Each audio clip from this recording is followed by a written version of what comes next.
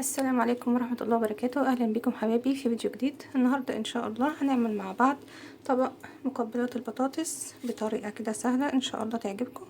معنا هنا على البوتاجاز في الطاسة كده خدت مكعب زبدة من اللي احنا كنا عاملينها مع بعضينا. هنسيحها كده زي ما احنا شايفين.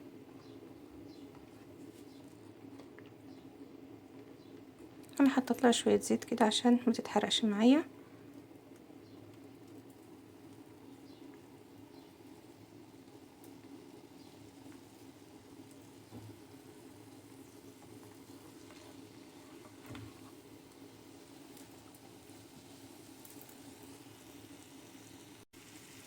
وبعد كده ما الزبدة ساحت هنبدأ بقى ناخد شوية من الثوم المهروس او المفروم.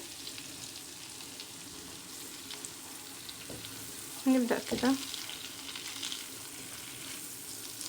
نقلب الثوم لحد ما يصفر.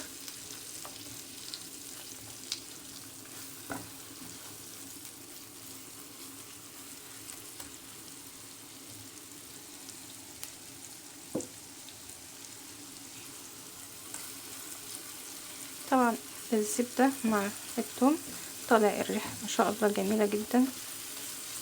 هنقلب كده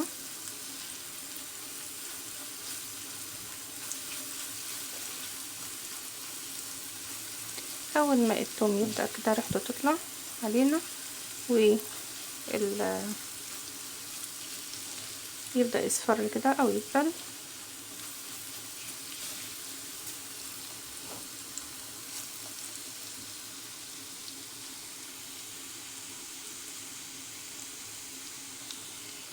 هننزل بقى بشوية من الجزر المبشور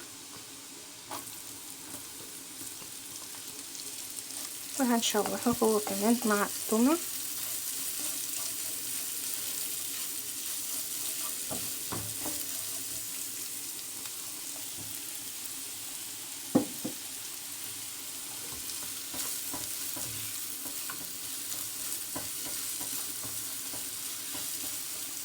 تعالوا بقى نضيف التوابل. ناخد شوية من الكزبرة الناشفة،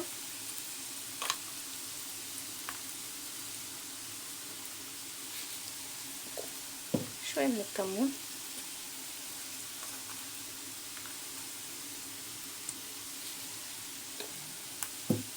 والبابريكا،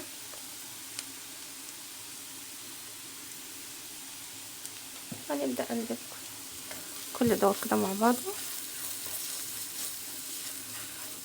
الريحة بقى تطلع ما شاء الله.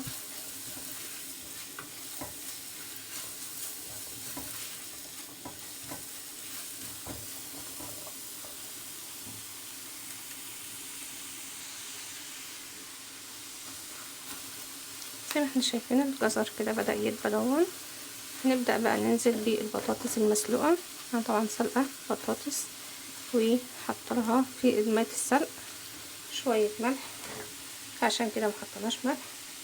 نبدأ بقى ننزل بالبطاطس الصغيرة كده شكلها حلو. نبدأ بقى نقلب كل دوت مع بعضه.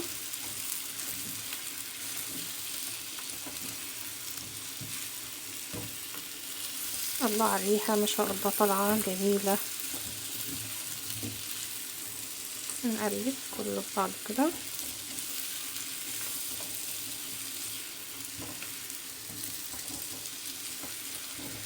تعالوا بقى نديها شوية من الكزبرة الخضراء او البقدونس،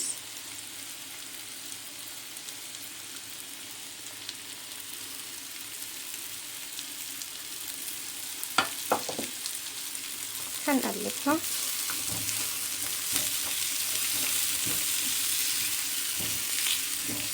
هنبدأ بقى بعد ما نقلبها كده هنغطيها شوية من دقيقتين ونوطي عليها النار لحد ما تشرب التوابل بتاعتنا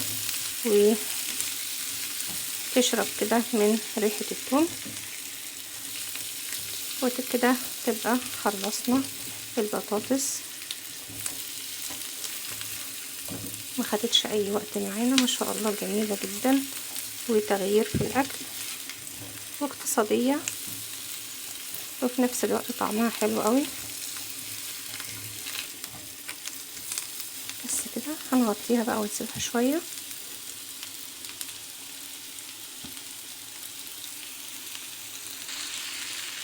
ودي شكل البطاطس بتاعتنا بعد ما سيبناها كده شوية.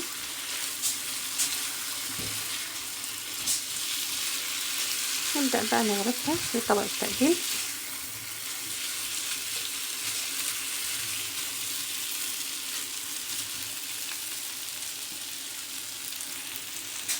ودي شكل البطاطس بعد ما غرفناها، جميلة جدا وريحتها جميلة جدا. هنبدأ بقى نديها شوية من البقدونس.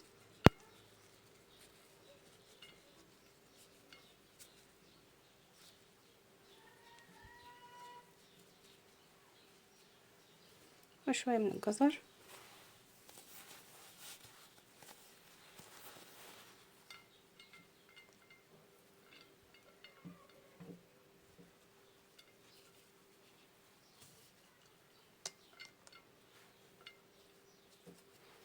بس كده. وده كان فيديو النهاردة، وإن شاء الله نتقابل في فيديو جديد. والسلام عليكم ورحمة الله وبركاته.